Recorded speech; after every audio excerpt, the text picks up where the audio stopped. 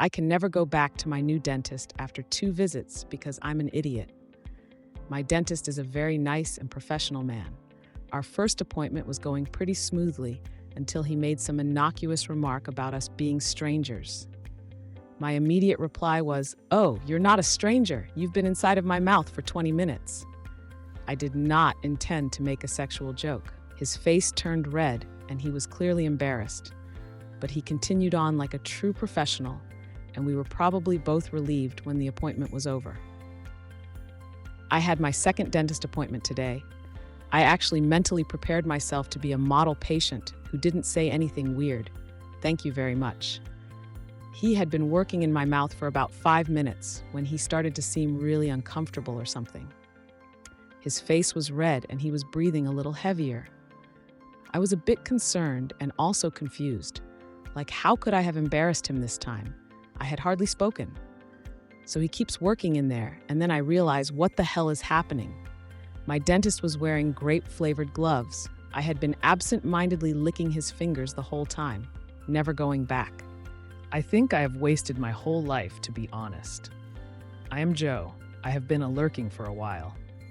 I created this account to get my story across. I have no idea what I'm planning to achieve by doing so, but I hope it can help those who are at crossroads and are stuck between passion and safety. For the past 15 years of life, I have been a dentist, a path that I chose after leaving a job to study further in the hopes I will make more money. I do not even know why I cared about money when I did not even spend any of it. I met my wife before I started school, when I was 20, when I was a risk taker, a dreamer, and wanted to change the world. Now I'm in a place where I have chronic pain, a cheating wife, kids who don't love me, a life of staring into mouths all day, a dull brain, no more passions and hopes, no real purpose in life. I wanted to work as a social worker or an educator, but my parents and wife thought that I could help people in other ways that pay well. They convinced me to take dentistry, and I did. I hated every minute of school. I did not want to be in a place where my back would ache, neck would ache, and it was not solving the real cause of the problem, but just the result of what happens after people let go of their teeth. All my friends convinced me that it will be rewarding and I will make a lot of money when I am out of school, and I let them. When I was a young man, I wanted to do so many things. I used to play music, I wanted to become a musician, I wanted to be a teacher, raising future people who could change the world. I loved physics and mathematics, but my parents told me to follow money instead of passions. Today, I have 2 kids, a wife, and they all expect me to provide them with a luxurious lifestyle. I have never cared for money.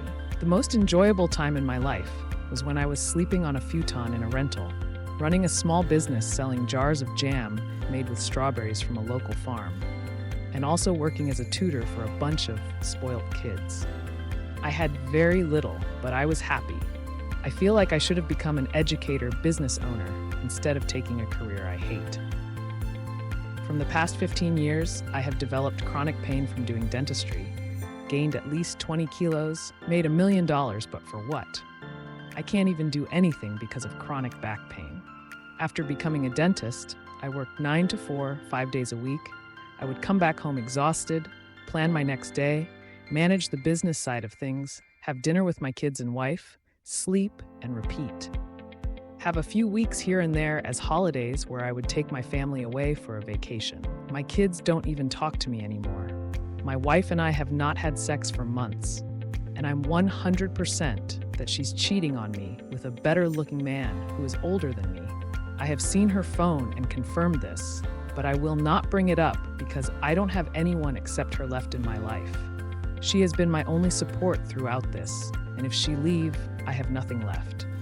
My kids will probably be split and hate their dad because their mom has raised them. My life feels like a joke. I remember when I was in my 20s, I used to be popular with the girls. I had countless opportunities to go out with girls I found more attractive than my wife, but I didn't because I cared for her. In hindsight, I should have just done what I wanted to. Maybe my wife would still be attracted to me, I would be healthier and fitter. If I had my life all over again, I would not settle down so early. I would date more and find more interesting friends. I would never choose to be a dentist. I should have stuck to my passion for business, physics, teaching, music, etc. Even though I would have been broke, I think I would not have cared. I would wake up every day working towards a better future. Work harder because I am not handed money on a silver platter. Till I feel that it's too late to go back to pursue my passions now. My kids have expectations. My wife has expectations. Society thinks that I am useful and important. Sorry if this is a long read, but I just had to say it. I truly have made a joke out of the one life I was given by choosing money, stability, safety, other people's opinions over my real passions. To all the people stuck between money, stability/safety, and passions, just chase your passions because the safe path does not guarantee that you'll live a life that was worth living. I ruined my life by continuing to do what I hated, dentistry. It has ruined my marriage, health, family, my passions, my mind. Do what you are passionate about. Societal expectations. Edit. I was not expecting this post to get so much attention as it has. I just posted it as a whim to tell at least someone about it. I was very emotional at the time and did not proofread anything that I typed. Honestly, reading your thoughts, encouragement, and most importantly, your own personal stories, I feel like I'm gaining a new perspective at life and how I can change it. For the first time in a very long time, I feel that maybe this is not the end. I don't have to die a slave to a system that does not support my life or adds any value to my life.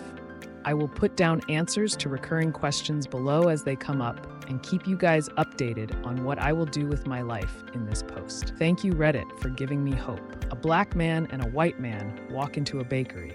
The black man immediately steals 3 pastries and puts them in his pocket.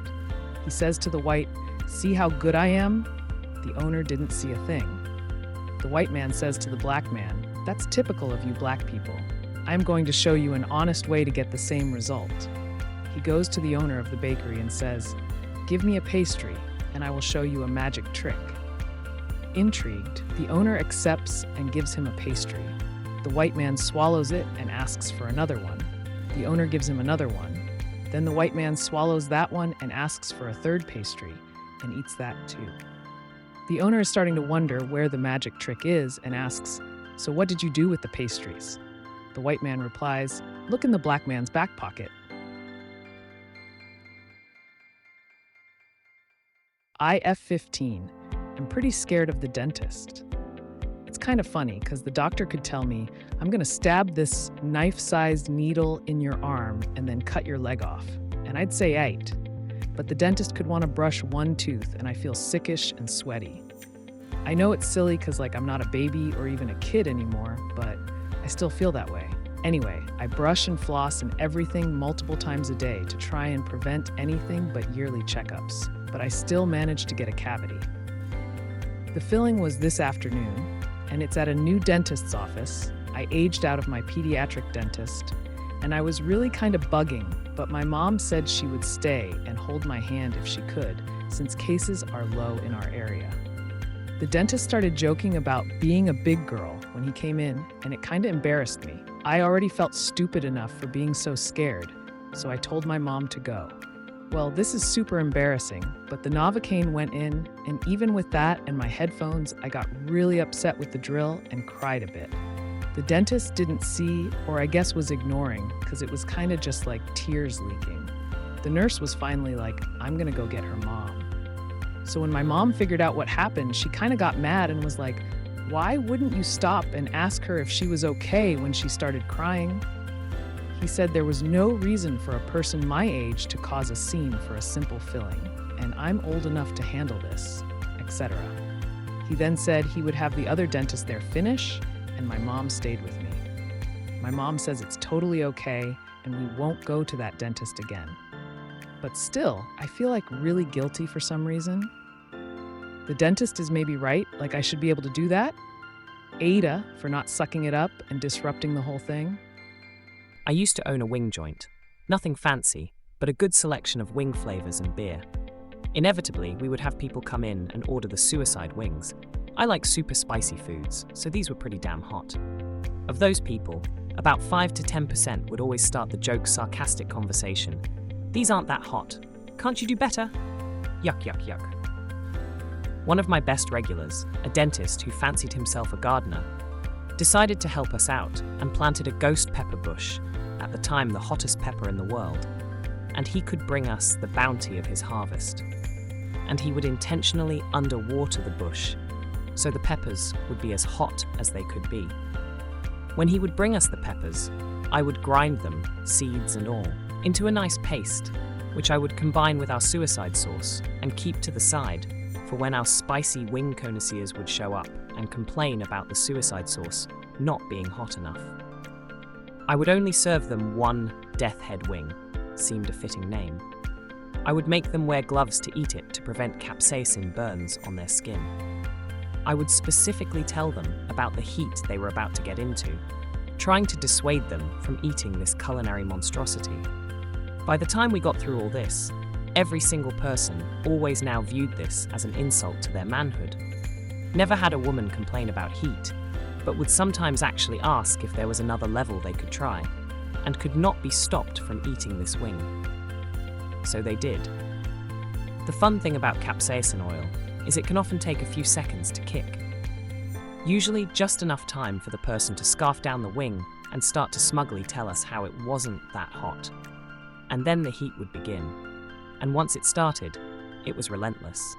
The wing was free, but the cup of milk after was $20. I never had a single person ask for a second one.